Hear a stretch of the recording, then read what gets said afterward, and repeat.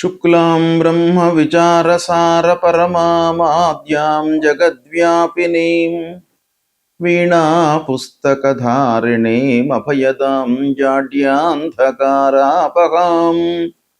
हस्ते स्फाटिकमालिकां विदधतीं पद्मासने संस्थितां वन्दे तां परमेश्वरीं भगवतीं बुद्धिप्रदां शारदां।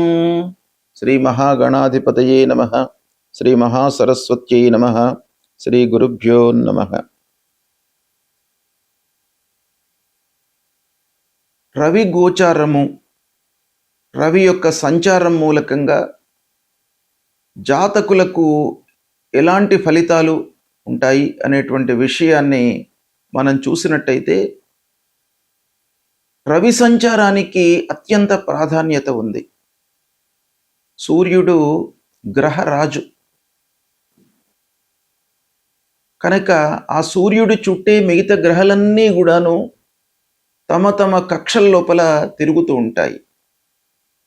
కనుక సూర్యుడి యొక్క సంచారము మానవులపైన ఏ స్థానాలలో సంచరిస్తున్నప్పుడు ఎలాంటి ఫలితాలు ఉంటాయి అనేటువంటి విషయాన్ని మనం చూసినట్టయితే, సూర్యుడు ప్రధానమైనటువంటి గ్రహం. అంటే సూర్యుడు ఏ ఏ విషయాలపై ప్రభావాన్ని చూపిస్తాడు సాధారణంగానంటే, సూర్యుడు తండ్రి, ప్రభుత్వపు పనులు, అధికారము, తర్వాత ఉద్యోగంలో ఉన్నటువంటి వాళ్లకు ఉన్నతాధికారులతో కలిగేటువంటి సంబంధాలు, సమాజంలో కీర్తి ప్రతిష్టలు, ముఖ్యంగా మనిషి లోపల ఆత్మవిశ్వాసము, మనిషిలో లీడర్షిప్ క్వాలిటీస్ అన్నీ కూడాను సూర్యుడి మూలకంగా వస్తూ ఉంటాయి. తర్వాత రాజకీయంలో ఉన్నటువంటి వాళ్లకు, ఉద్యోగం ఎలా నడుస్తుంది అనేటువంటి ఎన్నెన్నో విషయాలపై సూర్యుడి యొక్క సంచారము గోచార రీత్యా లేదా జాతకులు జన్మించినటువంటి సమయంలో సూర్యుడు ఉన్నటువంటి స్థితి మూలకంగా, సూర్యుడు బలవంతంగా ఉన్నాడా, జన్మ సమయంలో బలహీనంగా ఉన్నాడా, అష్టక వర్గు ఎలా ఉంది, సమరాశిలో ఉన్నాడా, మిత్రరాశిలో ఉన్నాడా, శత్రురాశిలో స్థిరమై ఉన్నాడా జన్మ సమయంలో అనేటువంటి విషయాలపై సూర్యుడి యొక్క ఫలితము ఆధారపడి ఉంటుంది. అయితే గోచార రీత్యా సూర్య భగవానుడి యొక్క సంచారము 12 రాసుల వారికి ఎలాంటి ఫలితాలు ఇవ్వబోతున్నాయి అనే విషయాన్ని మనము తెలుసుకుందాం. వృశ్చిక రాశి వారికి రవి గోచారం ఎలా ఉందో తెలుసుకుందాం.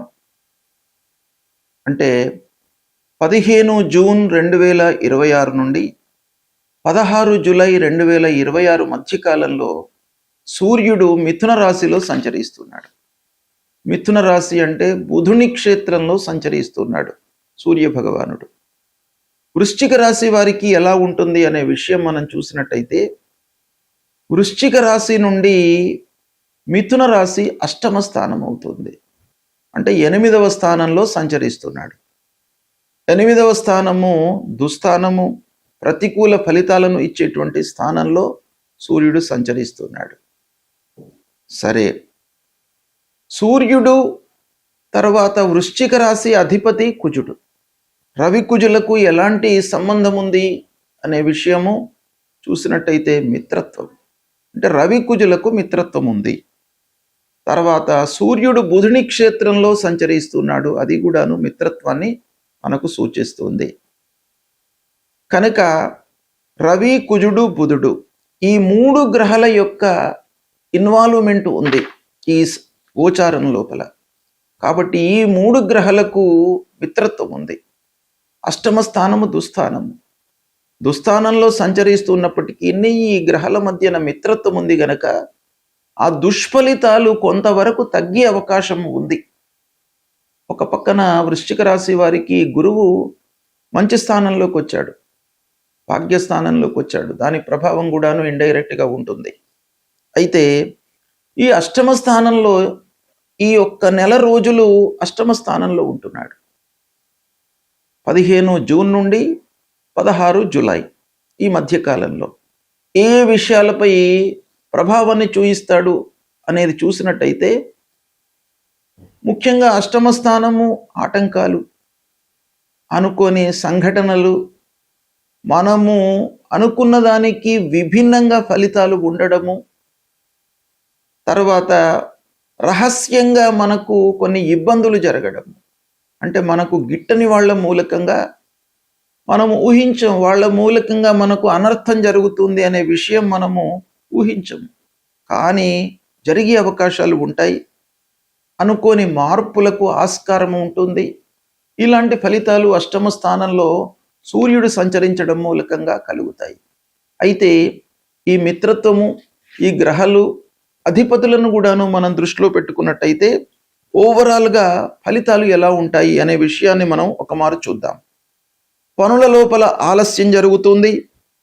ఉద్యోగస్తులకు ఒత్తిడి పెరుగుతుంది, అంటే ప్రెషర్ పెరుగుతుంది, వర్క్ లోడ్ బాగా పెరుగుతుంది. ఆఫీసు లోపల అదనపు బాధ్యతలు మీరు చేపట్టవలసినటువంటి సమయము, ఫోర్స్డ్గా మీకు కొన్ని పనులు అప్పచెప్తారు, తద్వారా మీరు టెన్షన్కు గురయ్యేటువంటి అవకాశం కనబడుతుంది. ఇక వర్క్ ప్లేస్ లోపల అధికారులతో విభేదాలు కనబడుతున్నాయి. వ్యాపారంలో మీరు కొంత రిస్క్ తగ్గించుకోవడం చాలా ముఖ్యం. అంటే బ్లైండ్గా మీరు వ్యాపారం చేయకుండా, వ్యాపారము చేస్తున్నప్పుడు క్రయ విక్రయాల లోపల కూడాను జాగ్రత్త వహించండి. తద్వారా మీకు కొంత మంచి ఫలితాలు కలుగుతాయి. పెట్టుబడులు ముఖ్యంగా జాగ్రత్తగా చేయండి వ్యాపారస్తులు. పూర్వాపరాలను ఆలోచించి మనం పెడుతున్నటువంటి వస్తువు పైన, ఏదైతే మనం పెట్టుబడి పెడతామో దానికి సంబంధించినటువంటి విషయాలపైన మీరు మనస్సు నిలపండి. ఊహించని ఖర్చులు ముందుకు వచ్చే అవకాశాలు బాగా కనబడుతున్నాయి. వాహనములతో కొంత జాగ్రత్తగా ఉండండి. అనవసరమైనటువంటి రిపేర్లు, తద్వారా మనము చేసేటువంటి పనుల లోపల ఆలస్యము, ఆటంకాలు ఇలాంటివి కలిగే అవకాశాలు ఉన్నాయి. చిన్న చిన్న ప్రమాదాలకు కూడాను ఈ అష్టమ స్థానం కారణమవుతుంది.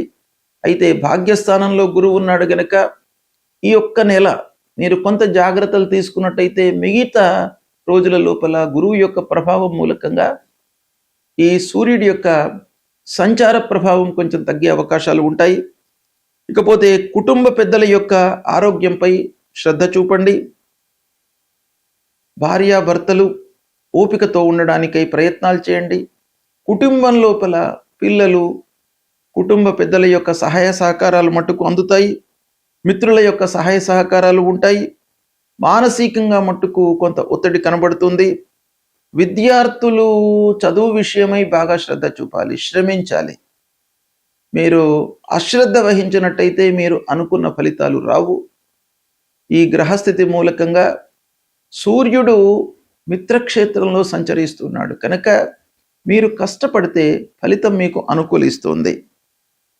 ఇకపోతే కాంపిటేటివ్ ఎగ్జామ్స్ లోపల కూడాను మీకు అనుకూలమైనటువంటి ఫలితాలు ఉన్నాయి.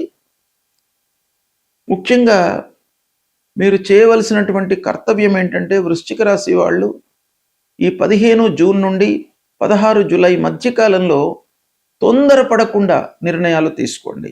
పూర్వాపరాలను ఆలోచించి నిర్ణయాలు తీసుకోండి, సత్ఫలితాలను పొందుతారు. సూర్యుడి యొక్క సంచారము ప్రతికూలంగా ఉన్నప్పుడు, అంటే సూర్యుడు జన్మస్థానము, ద్వితీయ స్థానము, అర్ధాష్టమ స్థానము అంటే 4వ స్థానము, పంచమ స్థానము, సప్తమ స్థానము, అష్టమ స్థానము, నవమ స్థానము, ద్వాదశ స్థానము, ఈ స్థానాలలో సంచరిస్తున్నప్పుడు మనకు గోచార రీత్యా ప్రతికూలమైనటువంటి ఫలితాలను ఇస్తాడు. కాబట్టి ఈ గోచారంలో, అంటే ఈ స్థానాలలో సంచరిస్తున్నప్పుడు మనము తప్పకుండా పరిహారాలు చేసుకోవాలి. అంటే పరిహారాలు చేసుకునే ముందు ఆ సూర్యుడి విషయమై, సూర్యుడి యొక్క సంచారం విషయమై మనము కూలంకషంగా తెలుసుకోవాలి. ఇప్పుడు గోచార రీత్యా ఎలాంటి స్థానాలలో సంచరిస్తున్నాడు, జన్మ సమయంలో సూర్యుడు ఎలా ఉన్నాడు, బలవంతంగా ఉన్నాడా, బలహీనంగా ఉన్నాడా, మిత్రక్షేత్రంలో సంచరిస్తున్నాడా, శత్రుక్షేత్రంలో ఉన్నాడా, శుభ దృష్టి ఉంది ఆ సూర్యుడి పైన లేదా అష్టక వర్గులో ఎన్ని పాయింట్స్తో ఉన్నాడు, ఇవన్నీ కూడాను కూలంకషంగా మనము చూసుకొని సూర్యుడికి సంబంధించినటువంటి పరిహారాలు చేసుకోవాలి. అయితే సూర్యుడికి యొక్క పరిహారాలలో ముఖ్యమైనటువంటి ఏంటంటే సూర్య నమస్కారాలు చేయడము.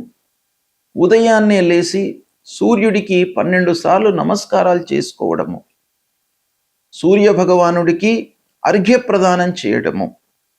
అంటే అర్ఘ్యప్రదానము అత్యంత ప్రధానమైనటువంటి పరిహారంగా మనకు శాస్త్రం చెప్తోంది.